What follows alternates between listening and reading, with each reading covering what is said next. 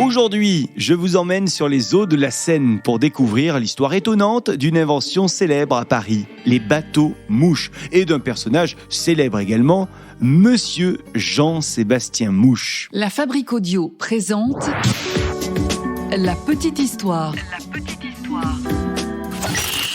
www.lafabriqueaudio.com. Salut tout le monde, bienvenue dans ce nouvel épisode de La Petite Histoire des Inventions. Je suis Florent Mounier, j'ai écrit et je vous narre cet épisode qui a été mixé par Sébastien Girard. Avant de démarrer, merci pour vos commentaires que vous nous laissez sur chacun des épisodes. Vous laissez en général ces commentaires sur Spotify. On va saluer Nico, Francky et Mimi aujourd'hui. Allez, direction les bords de Seine. Nous sommes au milieu du 19e siècle, une époque où la France connaît un essor industriel et technologique sans précédent. 1867, c'est Paris qui accueille l'exposition universelle. Et c'est un événement mondial qui attire des millions de visiteurs qui viennent découvrir des innovations de l'époque. L'une des grandes attractions consiste à parcourir la ville via la Seine. Et cette idée, elle va d'ailleurs perdurer lors des autres expositions universelles de Paris, et notamment l'exposition organisée en 1900.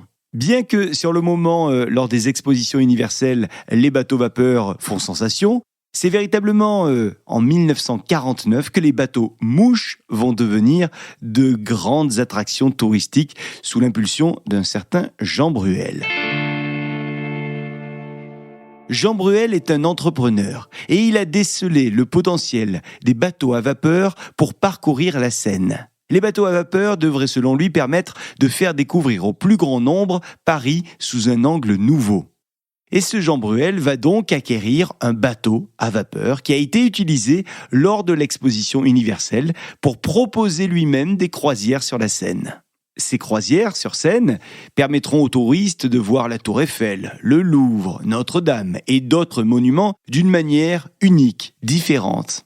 Il fait ce qu'on appelle des croisières commentées sans escale. Alors tout ça, ça ne nous explique pas pourquoi on dit bateau-mouche. Eh bien, en fait, l'origine de ce nom, bateau-mouche, elle n'est pas parisienne, elle est lyonnaise. Ouais, parce qu'il y a un chantier naval qui est situé dans le quartier de la Mouche, à Lyon. Et c'est là que les premiers modèles de ces bateaux-mouches ont été construits. Michel Félisa, qui est fondateur du chantier naval du quartier de la Mouche, aurait été le premier à nommer ce type de bateau des bateaux-mouches.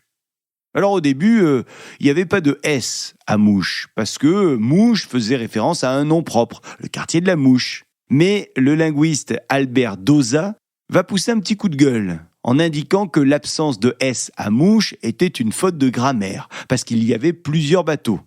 Alors pour contredire ce linguiste, on va chercher à démontrer qu'il y a une histoire derrière les bateaux-mouches. Et c'est Robert Escarpi, qui est un ami de Jean Bruel, il est aussi journaliste pour Le Monde et écrivain, qui va avoir l'idée de faire un canular.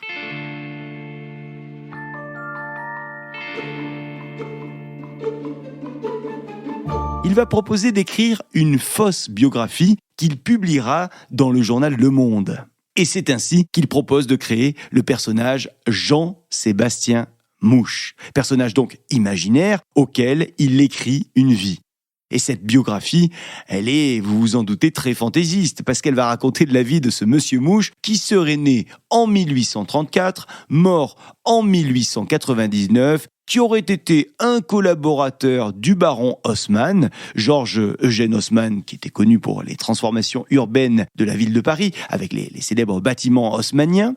Et dans cette biographie, on indique également que ce Jean-Sébastien Mouche est aussi l'inventeur des bateaux-mouches. Et puis, c'est pas fini. On ajoute que Monsieur Mouche est le créateur d'un corps d'inspecteurs de la police spécialisé dans le renseignement. Et c'est pour ça qu'on les appelle les mouchards. Donc, le canular va loin. Il va très loin parce qu'on va même faire ériger une statue à l'effigie de ce Jean-Sébastien Mouche.